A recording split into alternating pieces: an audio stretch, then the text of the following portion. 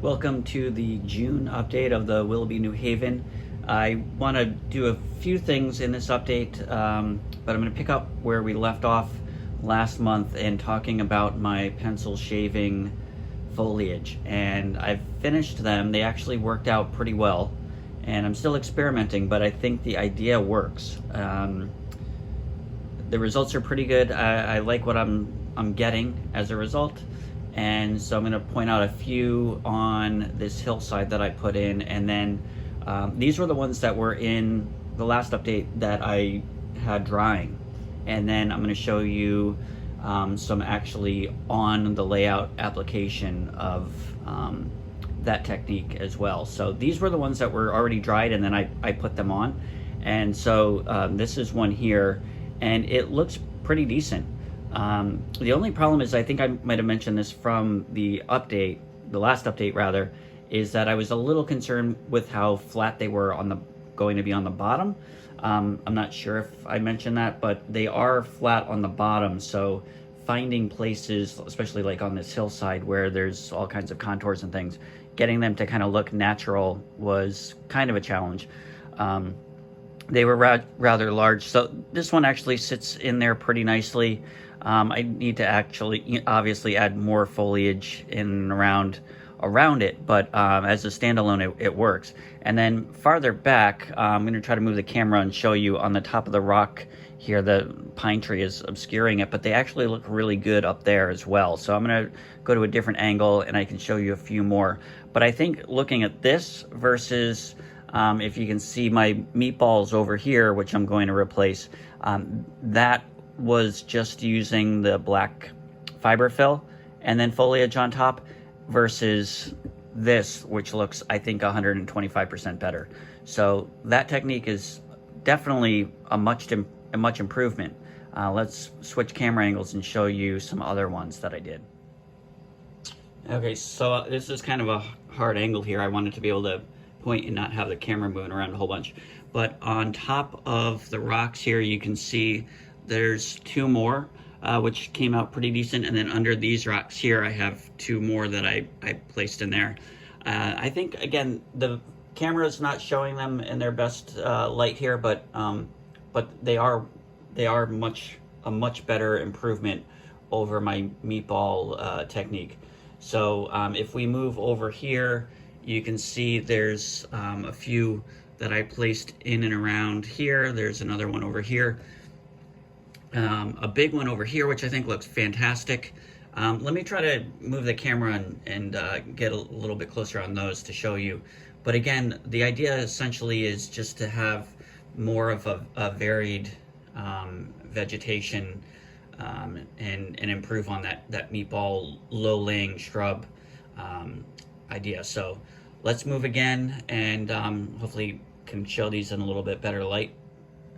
So here's the few that are kind of under the trees. From a distance, they look good. From close up, I think they look pretty decent. You can see the ones over there underneath the rocks, and then it's hard to get a good view, but the ones on top of the higher rocks as well. This one here looks, pretty decent. They settle into the landscape pretty nicely. And, there's some other options that I've done with using like the reindeer lichen. This is some just leftover super trees. And again, variety is kind of the best thing, I think. If you do everything with the same technique, it's going to look stale and boring, but if you vary things. And so I'm super excited that, using these pencil shavings has kind of proven to actually work pretty well. So let's move over to a little hillside here where I have actually done all of the pencil shavings right on the layout, and we'll take a look at that. Okay, so here on this part, what I did is I mixed up enough of the pencil shavings in my scenic cement solution, put it on the hillside, let it dry. Well, actually, I put it on there, kind of sculpted it around, kind of like you would sculpt a mold, and kind of fluffed it up a little bit, and then added the foliage right on top while it was drying. And then once it was fully dry, I hit it again with some alcohol and scenic cement to make it much more permanent. And I think this kind of thing actually works out extremely well. I don't think it looks like cat vomit anymore. I think it looks great. I think if I have more of it, vary the colors and so forth, I think it'll look great. Over here was another one that I had, pre-made from last update, and that settles into this little area quite nicely. Again, I probably need to add some more foliage and things around it, but again, as a standalone, it works pretty well. And then moving along farther down the line towards Sterling Yard, I added, this is another little section here that I did, right on the layout itself. So again, I mixed my scenic cement, scenic solution with the, kind of like in a little plastic cup that I had, mixed that with the glue, the pencil shavings, mixed them together, kind of like a, Mod Podge kind of Sculpt-A-Mold solution there without using the Sculpt-A-Mold because the medium is, the pencil shavings. And then put the foliage right on top, let it dry, and then hit it again to make it more permanent with the scenic cement. And I think it came out pretty well. I'm pretty pleased with it. So I can actually obviously add, more under here, kind of disguise these meatball trees a little bit. But I think that's a really cool solution, and I just need to start collecting more pencil shavings. I still have a fair amount. The alternative is to use clump foliage, which I've done kind of to achieve the same kind of feel to it. Pencil shavings and less foliage is more economical for me, but again, mixing and matching and varying and integrating both of them, I think I can incorporate some of the pencil shavings into this area and some of the clump foliage into this area and kind of make them blend seamlessly. I think it'll look really good. So I think I've talked enough about pencil shavings and foliage, and we're gonna get into the next bit of the update. Okay, so for the next part of the update here, I'm gonna talk about some rolling stock that I have recently renewed, painted, decaled, and weathered. So the first one was this hopper that I had. I forget the original road name. I think it's a roundhouse. It's from the 80s. I had it growing up. It was black for the longest time, so I kind of spruced it up. I probably reprimed it, and then I got decals for it. I had some leftover New Haven decals, and then I ordered a set of gondola decals from K4, which I'll talk about a little bit. I was kind of disappointed in their quality. For the most part, this looks pretty decent. I forget, not everything is prototypical. Not all the numbers are prototypical. I had a hard time finding prototype photos for everything. For this hopper, I can't remember exactly what I did. I mixed and matched some from my original microscale decals that I had left over, and then some K4 ones. The gondolas, when I get to those, you'll see what I did with those, not being prototypical. I do not believe they're prototypical, but anyways, so you can see actually in the video, at least it's showing up on my screen on the video, it looks, you can kind of see it in person as well, but the top of this decal here, you can see that line there. That's like the thickness of the decal. I have done plenty of decals before. I've used, a gloss coat. I've gotten into just actually brushing the gloss coat on. I think it's the Vallejo gloss that I use. I've done a couple of locomotives, if you've been following. They came out extremely well. I had no problems, but again, those were microscale decals. So I don't think it's my technique. I think it's honestly the decals, and I posted some stuff in Instagram, and people have said kind of the same thing. So the thickness kind of shows up, which is a pain for decent looking decals. The quality is kind of terrible.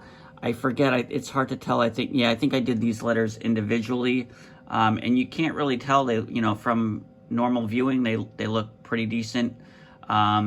If you stand a few feet back, that line kind of disappears, but on camera and up close, you can see it. So that's kind of definitely an issue with K4 decals. I think if I am correct, I believe I did my 44 tonner with K4s, because those were the only ones that were available through that manufacturer that did New Haven 44 tonner decals. I could not find those in microscale. So, and that came out pretty well. I don't think I had a problem, but I did notice the tendency for that. So again, you can really see that show up on this section here, which is unfortunate. But I think overall this gondola, this hopper came out pretty well. I made it in the, or I wanted to essentially have this hopper serve as wood scrap car for my various industries. I've got a furniture and the Towin pallet industry. So I took the coal load out that I had, and that doesn't really service any industries on my layout. So I added and created a wood scrap, and I used again pencil shavings for this. And so it's got a pencil shaving base and then wood scraps on top, larger pieces on top, and I think it came out really well. And again, prototypical decals are probably not happening here, but again, I think I'm probably missing a few decals. There's probably some other markings along this area here, but I think for my purposes, it looks pretty darn good and is a much improvement over the unmarked black hopper that I had.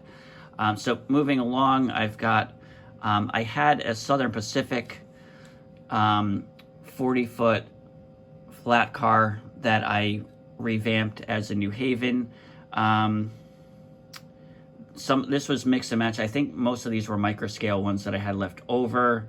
In person, they don't look that bad. On the camera, I don't know if there's some distortion going on, but they don't look perfectly level here. That the N looks like it's lower than the H, which is a little bothersome looking at it. The size of these things might be a slightly askew, but it works. There's different, there's a lot more markings here, and the capacity and load information is missing. I didn't have any of that, but I kind of like it a little bit more simpler. I need to weather this still, but I did find some prototypes to go off of for this flat car.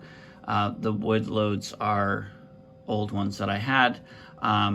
I redid the top of it. I was a little afraid because I really liked the way this had come out originally, weathered top deck, but when I painted it, I had to redo the entire thing.